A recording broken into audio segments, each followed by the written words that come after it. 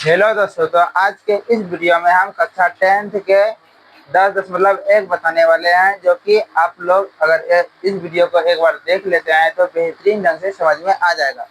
तो 10.1 में क्या दिया हुआ है, तो ये इसमें जो वृत्त दिया हुआ है, थोड़ा सा वृत्त के बारे में जानकारी कर लेते हैं। ये एक वृत्त बना है। वृत्त में से अगर कहा जाए यहाँ से ए से बी बिंदु तक, ए से बी बिंदु तक क्या है, वृत्त का व्यास कहलाता है। ए से बी बिंदु तक वृत्त का व्यास कहलाता है। उसके बाद यहाँ से यहाँ पर ओ केंद्र बिंदु है। यहाँ से अगर कहा जाए ओ से बी तक, ओ से बी तक वृत्त की त्रिज्या कहलाती है। ये है वृत्त की त्रिज्या। उसके बाद अगर कहा जाए ये चारों तरफ जो ये गोल है, इनको हम लोग कहते हैं परिधि। ये हमारा हुआ वृत्त की परिधि। वृत्त की परिधि है और केंद्र बिंदु O है। अगर इसमें कहा जाए जीवा, इस तरह से जो काटते हैं, ये है वृत्त की जीवा। आगे जानते हैं, ये जो चित्र बना हुआ है, यहाँ पर देखते हैं कि ये वृत्त को स्पर्श नहीं कर रहा है। ये वृत्त में यानी कि स्पर्श नहीं कर रहा है, ये बाहर में रेखाएं खींचे हैं, इसलिए ये हो जाएगा अप्रतिच्छेदी रेखाएं। अप्रतिच्छेदी रेखाएं का मतलब हो गया ये वृत्त को स्पर्श नहीं कर रहा है। उसके बाद अगर वृत्त को कोई रेखाएं स्पर्श करता है तो उस रेखा को छेदक रेखा कहते हैं। जो रेखाएं वृत्त को स्पर्श नहीं करता है उसको अप्रतिच्छेदी रेखाएं कहेंगे। उसके बाद जो रेखा वृत्त को स्पर्श करेगा तो वो रेखा को छेदक रेखा कहेंगे। इन रेखाओं में, इन वृत्तों में देखते हैं तो ये रेखा क्या करता है, वृत्त के एक बिंदु पर स्पर्श करता है। यानी कि एक बिंदु पर यदि वृत्त को स्पर्श करेगा तो उस यानी कि वृत्त को कहेंगे स्पर्श रेखा।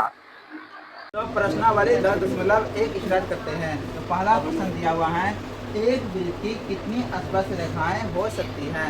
यदि एक वृत्त को बनाएं, ये एक वृत्त है, अगर इसमें स्पर्श रेखाओं को देखें, अगर ये एक वृत्त है, इस पर स्पर्श रेखाओं को गुजारें, इस बिंदु पर बहुत सारे स्पर्श रेखाओं को खींच सकते हैं। ठीक है, तो एक वृत्त पर स्पर्श रेखाओं कितने यानी कि खींचा जा सकता है, तो ये अपरिमित रूप से अनेक स्पर्श रेखाएं खींची जा सकती है। तो लिख सकते हैं अपरिमित रूप से अनेक। आगे जानते हैं दूसरा का क्वेश्चन नंबर 1 जो दिया हुआ है, खाली स्थानों को भरिए। तो दूसरा का किसी वृत्त की स्पर्श रेखा उसे डैश डैश बिंदु पर प्रतिच्छेद करती है।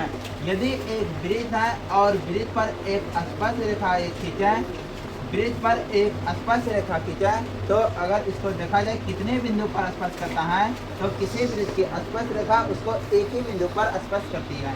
तो यहाँ पर एक हो जाएगा। किसी वृत्त की स्पर्श रेखा उसको एक ही बिंदु पर स्पर्श करती है, तो एक इसका आंसर आ जाएगा। दूसरा दिया है, वृत्त को दो बिंदुओं पर प्रतिच्छेद करने वाले रेखा को क्या कहते हैं। यदि एक वृत्त है, वृत्त के दो बिंदु, ये दो बिंदु को प्रतिच्छेद कर रहा है, जब दो बिंदु को स्पर्श प्रतिच्छेद कर रहा है तो इन रेखा को कहेंगे छेदक रेखा। छेदक रेखा, तो वृत्त के दो बिंदुओं पर प्रतिच्छेद करने वाले रेखा को छेदक रेखा कहते हैं। आगे जानते हैं, एक वृत्त पर डैश डैश समांतर रेखाएं खींची जा सकती हैं। तो ये एक वृत्त बनाए, इस पर समांतर रेखाओं को गुजारें, तो यहाँ पर एक स्पर्श रेखाएं गुजारे और यहाँ पर इसके समांतर होगा।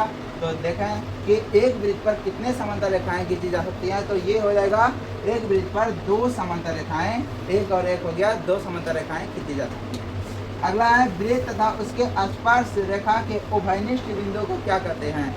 कराए कि वृत्त तथा उसके स्पर्श रेखा, ये एक वृत्त है, वृत्त पर ये एक स्पर्श रेखा, कराए कि वृत्त तथा उसके स्पर्श रेखा के उभयनिष्ठ बिंदु को क्या कहते हैं। यहाँ पर वृत्त का कराए कि स्पर्श रेखाएं एक ही पर स्पर्श, एक बिंदु पर स्पर्श करता है, इस बिंदु को क्या कहेंगे।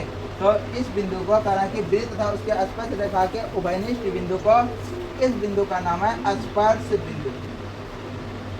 स्पर्श बिंदु, तो वृत्त तथा उसके स्पर्श रेखा के उभयनिष्ठ बिंदु को स्पर्श बिंदु कहते हैं। यहाँ पर लिखा जाएगा स्पर्श बिंदु।